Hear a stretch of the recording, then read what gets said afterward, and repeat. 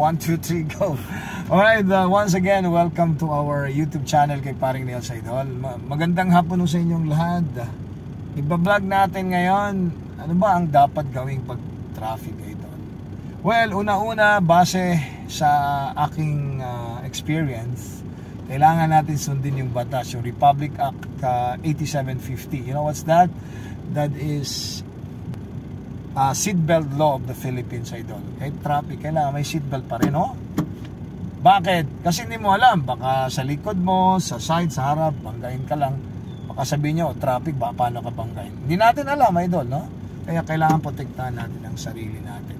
Number 2, ano bang gagawin? Dapat naka-neutral, yan, naka-handbrake. Okay?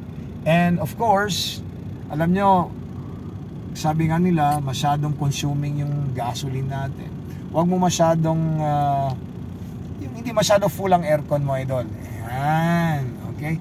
At kung meron kang sounds para mawala yung inis mo sa traffic, Idol, mas maganda may konting sounds ka, no? And of course, pag may kasama ka, Idol, pwede kayo mag-usap-usap kahit ano, kahit ano, basta may kasama ka lang, ha? And of course, pag kasama mo si Mrs., lagyan mo tape ang bunganga. Anyway, so dito tayo ngayon sa Zamboanga City. Focus mo, Idol, ha? Ganun pa rin ang system, no? Traffic pa rin. Okay? So, and naka-green lights na tayo. Same procedure, ha? Kailangan bigyan mo ng at least one car apart or one car sa harap mo yung distansya, Idol. Okay? Huwag muna, kami muna, ha? So, para at least meron kang preparation, ha? Kung sakali magta-turn siya or magbe-brake bigla, meron kang preparasyon, Idol. Okay?